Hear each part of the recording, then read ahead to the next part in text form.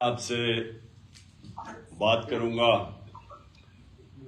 ये जो डिसोल्यूशन हमने फैसला किया असेंबलीज का। पहले मैं आपको इसकी एक्सप्लेन करूंगा और उसके बाद मैं ये चाहता हूं कि आप फ्लोर खोल देंगे क्वेश्चंस के लिए। लेकिन जो मैं चाहता हूं कि आपसे इसके बाद भी मैंने आवाज आ रही है मेरी? अच्छा तो मैं पहले मैं ये चाहता हूं कि आपको बता दूं कि ये मैंने फैसला क्यों किया असेंबलीज डिसॉल्व करने का। और उसके बाद मैं चाहूंगा कि आप अपने सवाल करें मेरे से। जो सबसे इम्पोर्टेंट चीज वो ये है कि मैंने संडे से मैं डिवीजन वाइज आपको अलहदा भी मिलूंगा। इधर आप मेरे पास आएंगे जमान पाक, तो उधर भी हम फिर इसके ऊपर मजीद और भी बातचीत कर सकेंगे, जो कि मैं अभी इतनी बड़ी मीटिंग में जाहिर है सारे सवाल नहीं कर सकते। तो मैं छोटे छोटे आपकी डिविजन्स में वो आपसे मीटिंग भी करूंगा ताकि हम पूरी तरह तैयारी कर लें जब हमने ये असेंबलीज डिसॉल्व करनी है। मैं सबको ये वाजे कर दूं कि परवेज इलाही साहब ने, सीएम साहब ने मुझे पूरे इख्तियारात दे दिए हैं कि जब भी मेरा फैसला होगा असेंबलीज डिसॉल्व करने का जिस दिन, तो वो मैं कर सकता हूं। उन्होंने मेरे पर पूरा मेरे हाथ पे ये छोड़ दिया। तो ये अखबारों में पेशन गोइयां चल रही हैं कि जी वो क्यू लीग मानेगी या नहीं मानेगी, ये इशू खत्म हो गया। वो बिल्कुल हमारे साथ खड़े हैं और उन्होंने बिल्कुल जो मेरा फैसला है उसके ऊपर उनको एतमाद है और उन्होंने मुझे इख्तियार दे दिए हैं कि मैं जब फैसला करूंगा असेंबलीज डिसॉल्व करने का। अच्छा, अब मैं आप सबको सिर्फ समझाना चाहता हूं कि ये फैसला क्यों किया। देखिए, इलेक्शन अगर अपना पूरा टाइम पे हो जाता है तो मैं आपको यकीन दिलाता हूं कि तहरीक इंसाफ को कोई नुकसान नहीं होगा, हमें फायदा ही फायदा है। अगर ये अगस्त में, सितंबर में इलेक्शन चला जाता है तो हमारी पार्टी की तो मकबूलियत बढ़ती जा रही है। जिस तरह की ये गवर्नेंस हो रही है, जिस तरह माशी हालात तबाह हो रहे हैं, और मैं अभी उसके ऊपर आने लगा हूं, जिस तरह ये पब्लिक के सामने एक्सपोज हो गए हैं, तो इनका तो अब कोई चांस ही नहीं है, इनके पास तो कोई तरीका ही नहीं है कि अपने आप को उठाने का। तो वो तो और पब्लिक के अंदर भी रिफ्लेक्ट हो गया कि एक आवाम किधर खड़ी हुई है। तो हमें तो कोई नुकसान नहीं है ये जितनी देर चलते जाते हैं। सारी दुनिया को पता चल गया कि वो पंजाब स्पीड क्या चीज थी। वो सारा जो ये लोगों को मीडिया के जरिए, इश्तिहारों के जरिए ये इंप्रेशन दिया हुआ था कि ये कोई बड़े समझदार लोग हैं, वो तो अवाम के सामने एक्सपोज हो गए हैं। लेकिन मसला इस वक्त पाकिस्तान का है।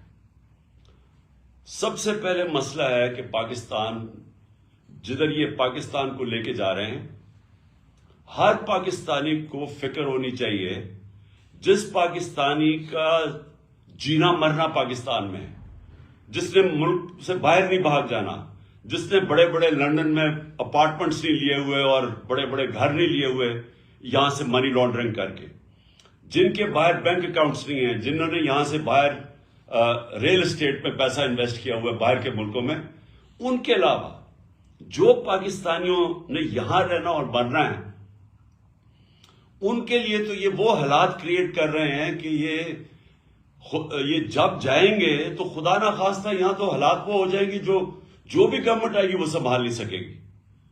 मैं आपको सिर्फ इकोनॉमी के ऊपर मोटी मोटी बात करता हूं। पहली चीज ये है कि हमारा मसला ये है कि इन्होंने जो 4 गुना ज्यादा पाकिस्तान के कर्जे बढ़ाए थे 2008 और 2018 के बीच में, ये जो छोड़ के गए थे, 4 गुना ज्यादा 10 साल में कर्जे बढ़े थे। ये समझ जाएं कि 60 सालों के अंदर पाकिस्तान का 6,000 अरब रुपए टोटल कर्जा था और 2008 में, और 2018 के अंदर वो पहुंच गया था 30,000 अरब रुपया, 30 ट्रिलियन रुपया। तो 4 गुना हमारा कर्जा बढ़ा, और जब कर्जा बढ़ा तो उसके ऊपर अब हमें सूद देना पड़ता है। तो पाकिस्तान का अब हालात ये हैं कि अगर हमारी माशत बढ़ती नहीं है तेजी से, जिसको इकोनॉमिक ग्रोथ कहते हैं, अगर इस मुल्क की इकोनॉमी बढ़ती नहीं है اور اگر وہ اکانومی سکڑنا شروع ہوتی ہے تو وہ قرضے تو بڑھتے جا رہے ہیں. تو ہم نے قرضہ واپس کیسے کرنا ہے؟ یہ ایسی ہے کہ گھر کے اوپر اگر قرضہ چڑھا ہو، اب وہ گھر کیسے وہ قرضہ واپس کرے گا؟ آمدنی بڑھائے گا. آمدنی بڑھائے گا تو وہ قرضے واپس کرے گا. اگر گھر کی آمدنی گرنی شروع ہو جائے تو قرضے تو وہی کہ وہاں سود لگتا جائے گا، قرضے بڑھتے جائیں گے. پاکستان کا مسئلہ یہ ہے کہ ہمارے اوپر جو قرضے چڑھے ہوئے ہیں، ہم نے قرضے کی قسطیں ادا کرنی ہے. اور اگر ہماری آمدنی نہیں بڑھتی تو وہ قسط میں ہماری کیپیسٹی آمدنی قسط واپس کرنے کے لیے وہ کم ہوتی جائیں گی. تو نمبر 1 مسئلہ اب اس وقت ملک کا کیا آ رہا ہے کہ جو ہم نے اپنے دور میں ریکارڈ ایکسپورٹس بڑھائی تھی، ریکارڈ ریمیٹنسز تھی، آئی ٹی کو ہم تیزی سے اوپر لے کے جا رہے تھے، جو کہ مستقبل ہے. ٹیکنالوجی تو مستقبل ہے نا دنیا کا. سب سے زیادہ پیسہ تو اب ٹیکنالوجی میں آتا ہے، آئی ٹی کے اندر. تو وہ بھی پہلی دفعہ پاکستان میں 75% ہماری وہاں ایکسپورٹس بڑھ گئی تھی. 32 ارب ہماری ریکارڈ ایکسپورٹس تھی، 31 ارب ریکارڈ ہماری ریمیٹنسز تھی، اور ٹیکس کلیکشن ہماری ریکارڈ تھی 6.1 ٹریلین، یعنی 6100 ارب روپیہ. تو ہر طرح ہم آمدنی بڑھاتے جا رہے تھے، اور اس سے ہم نے اپنی قسطیں دینے کا ہماری کیپیسٹی بڑھتی جا رہی تھی. اور انشاءاللہ اگر ہمیں آگے بھی موقع ملے تو ہم نے کیسے مقابلہ کرنا ہے؟ اپنی آمدنی بڑھا کے. جو 6% گروتھ ریٹ تھی ہماری چوتھے سال، اور 5.7% گروتھ ریٹ تھی تیسرے سال کرونا کے باوجود، یہ 17 سال میں سب سے زیادہ گروتھ ریٹ تھی پاکستان کی. تو جب گروتھ ریٹ بڑھتی ہے تو آپ کے پاس پیسہ ہوتا ہے قرضے واپس کرنے میں. اور جو ہماری یہ بھی یاد رکھ لیں کہ 17 سال میں سب سے زیادہ زراعت کے اندر ہماری گروتھ ہوئی تھی 4.5%. یہ 17 سال کے بعد تھی. تو آمدنی تو ہماری بڑھتی جا رہی تھی. انہوں نے کیا کیا آتے ساتھ؟ انہوں نے آتے ساتھ ہی پہلے تو جیسے انہوں نے آتے ساتھ فیصلے کیے، مارکیٹس کے اندر پینک پھیل گئی. مارکیٹس نے وہ بڑی تیزی سے دیکھتی ہیں کہ ان کے پاس تو کوئی پلان ہی نہیں لے کے آئے، ان کے پاس تو کوئی پلان ہی نہیں ہے کہ پیسے واپس کیسے کرنے ہیں. اور جیسے یہ ہوا ہماری وہ گرنی شروع ہو گئی، ہماری مارکیٹ کے اندر روپیہ گرنا شروع ہو گیا، اور مارکیٹس پیچھے ہٹنا شروع ہو گئی. اور یہ میں نے پہلے 1 جون کو انٹرویو دیا تھا اس کو سمیع ابراہیم کو، جس میں نے کہا تھا کہ کیونکہ ان کے پاس اب پلان نہیں ہے، مجھے خطرہ یہ ہے کہ یہ ملک کو ادھر لے کے جا رہے ہیں کہ اگر اکانومی سکڑنی شروع ہو گئی تو ہم اپنے قرضے واپس نہیں کر سکیں گے. اور میں نے تب پریڈکٹ کیا تھا، یہ آپ سے تقریباً آپ سوچتے 6 مہینے پہلے، کہ یہ جس طرح جا رہے ہیں یہ ملک کو ڈیفالٹ کی طرف لے کے جا رہے ہیں. اور ڈیفالٹ کا آپ اندازہ نہیں لگا سکتے کہ خدا نہ خواستہ ہم ڈیفالٹ کر جائیں تو ملک ادھر پیچھے چلا جائے گا. اور اگر کسی نے بیل آؤٹ بھی کرنا ہوا تو پاکستان کا جو سیکیورٹی ہے، نیشنل سیکیورٹی، وہ خطرے میں چلی جائے گی. تو بڑا انہوں نے شور مچایا کہ جی دیکھیں عمران خان کو غدار مجھے کہہ دیا، اور اسمبلیوں میں بڑا شور مچایا. تو آج ساری دنیا کہہ رہی ہے کہ ہم ڈیفالٹ کی طرف جا رہے ہیں. انہوں نے 7 مہینے کے اندر ملک سے جو کیا ہے وہ دشمن بھی نہ کرے. سب سے پہلے تو جو کیپیسٹی تھی پیسے واپس قرضے واپس کرنے کی، وہ گرنی شروع ہو گئی، ایکسپورٹس گرنی شروع ہو گئی، ریمیٹنسز تھی وہ گرنی شروع ہو گئی. انہوں نے جب ڈالر کو روکا، اس کی جو اصل ویلیو ہے، تو جو ڈفرنس تھا ڈالر میں اور مارکیٹ ریٹ میں، جو آفیشل ریٹ اور مارکیٹ ریٹ میں جتنا وہ بڑا، ریمیٹنسز گرنی شروع ہو گئی. اوورسیز پاکستانیز کا اعتماد اٹھ گیا. اور اس کے بعد آج یہ حالات ہے کہ انٹرنیشنل مارکیٹس کا اعتماد اٹھ گیا. جو سی ڈی ایس ایک ہوتا ہے کہ پاکستان کی کیپیسٹی قرضے واپس کرنے کی، یہ جو سی ڈی ایس، یہ ہمارے دور میں 5% تھا کہ خطرہ ہے کہ پاکستان قرضے واپس نہیں کر سکتا، وہ 5% تھا. آج 100% سے اوپر چلا گیا. کہ مطلب یہ کہ باہر کی دنیا سمجھتی کہ پاکستان قرضے واپس نہیں کر سکتا، ڈیفالٹ کی طرف جا رہا ہے. اور دوسری طرف 88% پاکستان کی بزنسز یا انویسٹرز نے کہا ہے کہ ان کو اس حکومت پہ اعتماد نہیں ہے. تو نہ اندر اعتماد ہے، نہ باہر کے ملکوں کو اعتماد ہے. اور ان کے پاس اب روڈ میپ کیا ہے کہ اب ان کے پاس کیا طریقہ ہے کہ ملک کو ادھر سے نکالیں گے؟ کوئی روڈ میپ نہیں ہے ان کے پاس. آج جو اسحاق ڈار نے آ کے شروع میں کہا میں موڈیز کو بھی ٹھیک کر دوں گا تو IMF کو بھی ٹھیک کر دوں گا، آج وہ چپ کر کے بیٹھ گیا ہے.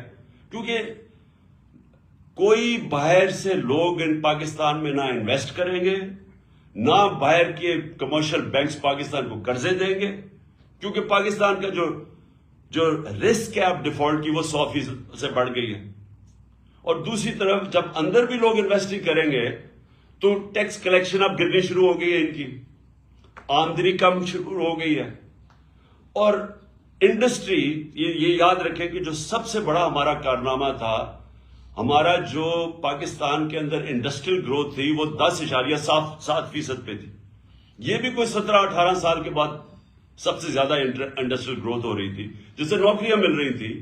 جس طرح فیصل آباد کے اندر ٹیکسٹائل انڈسٹری کو لیبر نہیں مل رہی تھی، مزدور نہیں مل رہے تھے، کیونکہ انڈسٹری گرو کر رہی تھی. آج وہ انڈسٹری آ گئی ہے 1% پہ. ہمارے دور میں 6% اکانومی گرو کر رہی تھی، آج آ گئی ہے وہ سمجھتا ہے کہ 1% سے بھی کم ہو گیا. اس کا مطلب بے روزگاری بھی بڑھتی جائے گی. اور اس کے اوپر جو زراعت ہے، جو کسان ہیں، آج کسان سڑکوں کے اوپر تھے. کیوں تھے؟ کیونکہ کسانوں کے اوپر جو چیزیں ہم نے جو ان کا فائدہ آیا تھا، ہم نے جو کسانوں کو پیکج دیا تھا، جس سے ہم نے انشور کیا تھا کہ ان کے جو ان کو منافع ہو، ان کی آمدنی بڑھے. ہم نے جو شوگر ملز کو دبایا تھا کہ آپ نے صحیح ٹائم پہ کرشنگ کرنی ہے، پھر کسان کو صحیح ٹائم پہ پیسے دینے ہیں اور پورے پیسے دینے ہیں. تو اس کی وجہ سے جب کسان کی آمدنی بھی بڑھی اور اس کے بعد اس کے پاس جب پروفٹس ہوئے، اس نے اپنی زمین پہ لگایا. اس لیے ہمارے زراعت میں 4 بمپر کراپس ہوئی تھی، جو مین 2 سال جو مین ہماری جو ہماری کراپس ہے. تو آج کسان اس لیے رو رہا ہے کہ ڈیزل کی قیمت کہاں سے کہاں چلی گئی. اور میں ڈیزل کا یہ بھی بتا دوں کہ ڈیزل اور پٹرول ہمارے دور میں 150 روپے کے اوپر 1 لیٹر تھا. اور یاد رکھیں انٹرنیشنل مارکیٹ کے اندر اس وقت تیل کی قیمت 105 سے 110 ڈالر تھی پر بیرل. آج وہ نیچے آ کے 80 پہ پہنچ گئی ہے، 80-81 پہ. اور آج ڈیزل پہنچ گیا ہے 235 پہ، پٹرول پہنچ گیا 240 پہ یا 44 ہے. روپیہ ہمارے دور پہ جب انہوں نے نو کانفیڈنس کیا تھا تو 178 کا ڈالر تھا. آج ان کی آفیشل ریٹ کو چھوڑے مارکیٹ کے اندر 245-250 روپے پہ ڈالر نہیں مل رہا. تو ہوا کیا اس سے جو قیمتیں ہیں، جو ساری کاسٹ ہے وہ اوپر چلی گئی ہیں. 50 سال میں سب سے زیادہ مہنگائی ہوئی ہے. مہنگائی کی وجہ سے اسٹریٹ کرائم بڑھ گئی ہے. آپ پوچھیں ہر جگہ گاڑی، موٹر سائیکل گاڑی سنیچ کرنے کے لیے یہ ہر جگہ اسٹریٹ کرائم بڑھ گئی ہے، کیونکہ مہنگائی بھی بڑھ رہی ہے اور بے روزگاری بھی بڑھ گئی ہے. تو کہنے کا مقصد یہ ہے کہ ہمارے لیے تو کوئی نقصان نہیں ہو رہا، گالیاں تو ان کو پڑ رہی ہیں، لیکن ملک بیٹھتا جا رہا ہے. اور ہم اگر ابھی اپنے ملک کے لیے الیکشنز کی طرف نہیں جاتے تو پولیٹیکل سٹیبلٹی نہیں آنے لگی. جب تک پولیٹیکل سٹیبلٹی نہیں آئے گی، اکانومی سٹیبلائز نہیں کرے گی. اور ان کے پاس کوئی طریقہ نہیں ہے اکانومی کو سٹیبلائز کرنے کا، یا انویسٹمنٹ لانے کا، یا کوئی مدد کرے باہر سے. لہذا یہ جو ہم اسمبلیز کا ہم نے فیصلہ کیا ڈیزالو کرنے کا، اس کا سب سے پیچھے مقصد پاکستان ہے کہ ہمارے ملک کی اس وقت ضرورت ہے کہ ہم جلدی سے الیکشن میں جائیں، اس لیے کہ ایک سٹیبل گورنمنٹ جب آئے گی، جب مارکیٹس کو باہر بھی اندر بھی اعتماد ہوگا کہ اب حکومت آ گئی ہے 5 سال کے لیے، تو اس کے بعد وہ سٹیبلائز ہو جائے گا اور پھر اگلے لوگ پلاننگ کریں گے. جو سرمایہ کار ہے، جو انویسٹر ہے، وہ یہ ہمیشہ سوچتا ہے کہ میں اگر اپنا پیسہ لگاؤں گا تو ملک میں 1 سال 2 سال 3 سال کے بعد کیا ہوگا، کیونکہ ایک دم تو اس کو نفع نہیں ملنا شروع ہوتا. تو جب اس کو اعتماد ہی نہیں ہوگا کہ یہ گورنمنٹ کتنی دیر چلے گی، آگے کیا ہوگا، تو وہ پھر پیسے روک کے بیٹھ جاتا ہے، جو آج پاکستان میں ہوا ہے. تو اس لیے الیکشنز کروانے تاکہ پولیٹیکل سٹیبلٹی سے ہماری اکانومی سٹیبلائز ہو. دوسرا مسئلہ کیا ہے؟ دوسرا مسئلہ ہے صوبوں کے اندر. ہماری جو صوبائی حکومتیں ہیں، ابھی کے پی کے والوں سے بھی میری بات ہوئی ہے، محمود خان سے، یہاں پنجاب کی یہ بیٹھے ہوئے ہیں آپ کے سامنے محسن نگاری، یہ آپ کو بتائیں گے حالات کیا ہے. پنجاب میں غالباً 176 ارب روپے کی شارٹ فال ہے جو انہوں نے سینٹر نے دینی تھی، نہیں دی. پختونخوا چھوٹا سا صوبہ ہے، وہاں 120 ارب روپے انہوں نے دینے تھے، وہ شارٹ فال آ گئی ہے سینٹر سے. اور یہی آج گلگت بلتستان میں چلے جائیں تو وہاں کے چیف منسٹر کہہ رہے ہیں، آزاد کشمیر میں چلے جائیں تو وہاں کے پرائم منسٹر کہہ رہے ہیں کہ پیسے نہیں دے رہا سینٹر. میں نے سنا بلوچستان کے اندر بھی یہی مسئلہ ہے، وہ بھی کہہ رہے ہیں کہ ان کو جو سینٹر سے پیسے ملے وہ نہیں ملے. پختونخوا چھوٹا صوبہ ہے، وہاں بھی یہ مسئلہ آ گیا، وہ اپنے لوگوں کی سیلریز نہیں دے سکتے، پروجیکٹس رک گئے ہیں وہاں. تو ایک طرف تو ملکی معیشت نیچے جا رہی ہے، دوسری طرف صوبوں کے اندر کرائسس آ گیا کہ جو ہماری گورنمنٹس ہیں، اگر ہمارے پروجیکٹس ہی نہیں پورے ہوں گے، جو ہم پرفارمنس کیسے دکھائیں گے؟ وہ دوسرا ایک خوف آ گیا صوبوں کے اندر. تو اس لیے یہ سب کچھ دیکھتے ہوئے یہ میں نے فیصلہ کیا تھا کہ اس وقت ہم یا تو یہ ہوگا کہ یہ ہمارے ساتھ بیٹھیں اور یہ سوچ لیں کہ تقریباً 66% پاکستان میں الیکشن ہوگا پختونخوا اور پنجاب کا، اگر یہ ڈیزالو کرتے ہیں اسمبلیز تو 66% پاکستان میں الیکشن ہوگا. تو کیا یہ ملک اور باقی ویسے رک جائے گا کام؟ کیونکہ ساری جو پارٹیز ہیں جو یہ ابھی بیٹھی ہوئی ہیں 12-13 پارٹیز پی ڈی ایم کی، ان ساروں نے بھی الیکشن میں نکل جانا ہے. تو گورنمنٹ تو فریز ہو گئی، فیڈرل گورنمنٹ. لہٰذا یا تو ہمارے ساتھ بیٹھیں اور بات کریں کہ جنرل الیکشن کی ہمیں ڈیٹ دیں، کب آپ لانا چاہتے ہیں، نہیں تو پھر ہم اپنی اسمبلیز ڈیزالو کریں گے، ہم آپ کو موقع دیں گے. ہم یہ آپ کو موقع دے سکتے ہیں کہ ہمارے ساتھ بیٹھیں اور ہمیں بتائیں کہ کیا یہ آپ چاہتے ہیں کہ صرف 66% پاکستان میں الیکشن ہو اور آپ سینٹر پہ بیٹھے رہیں. تو ایک تو یہ آپ کے ان کے لیے ہے بیٹھنے کے لیے نیگوشیٹ، کیونکہ ابھی تک ہم نے بڑی کوشش کی، یہ پاس ہی نام ہی نہیں لیتے الیکشن کے. صرف ایک وجہ ہے کہ ان کو ڈر لگا ہوا ہے کہ جیسی الیکشن ہوگا انہوں نے پٹ جانا ہے، تو یہ ڈرے ہوئے ہیں الیکشن سے، اور اس کے لیے ان کو کوئی فکر نہیں ہے ملک کی. ابھی تک جو ان کا روڈ میپ نظر آیا، میں یہ بھی آپ کے سامنے رکھ دوں، ان کا روڈ میپ کیا ہے؟ معیشت کے اندر تو تباہی کی طرف جا رہا ہے، تو ان کا تو کوئی ابھی تک نظر ہی نہیں آیا ہے کہ یہ کیسے نکالیں گے ہمیں وہاں سے. لیکن جو نظر آ رہا ہے وہ یہ ہے کہ ہمارے اوپر کیسز کریں، کسی طرح عمران خان کو ڈسکوالیفائی کریں. وہ آصف زرداری نے تو غالباً کہہ ہی دیا ہے، مجھے بھی بتایا گیا کہ وہ اس نے تو کہا ہے کہ عمران خان کو ڈسکوالیفائی کریں یا جیل میں ڈالیں. تو یہ ان کا بس ایک پلان ہے کہ کسی طرح وہ ڈسکوالیفائی کریں، جیل میں ڈالیں، پی ٹی آئی کے لوگوں کے اوپر کیسز کریں، ہراساں کریں. اس کے علاوہ تو مجھے ابھی تک کوئی روڈ میپ نظر ہی. اور دوسرا اپنے کیسز ختم کریں، اپنے کیسز کے اوپر یہ جو 1100 ارب روپے کا ڈاکہ مارا گیا اس ملک کے اوپر، انہوں نے قانون چینج کر کے نیب کے اسمبلی میں بیٹھ کے انہوں نے ساروں نے اپنے کیسز ختم کروا رہے ہیں. تو ان کا تو یہ روڈ میپ ہے کہ اپنی چوری کی کیسز ختم کیے جائیں اور کسی طرح ہمیں ڈسکوالیفائی کر کے راستے سے ہٹایا جائے، کیونکہ الیکشن ہی آپ لڑ نہیں سکتے. تو اس کے علاوہ تو ان کا کوئی روڈ میپ ہے ہی نہیں. اور اس لیے ہم نے یہ فیصلہ کیا کہ بجائے اب ہم، کیونکہ انہوں نے تو بیٹھنا نہیں ہے الیکشن کے لیے، ملک ان سے سنبھالا نہیں جا رہا، لہٰذا یہ ہم نے فیصلہ کیا.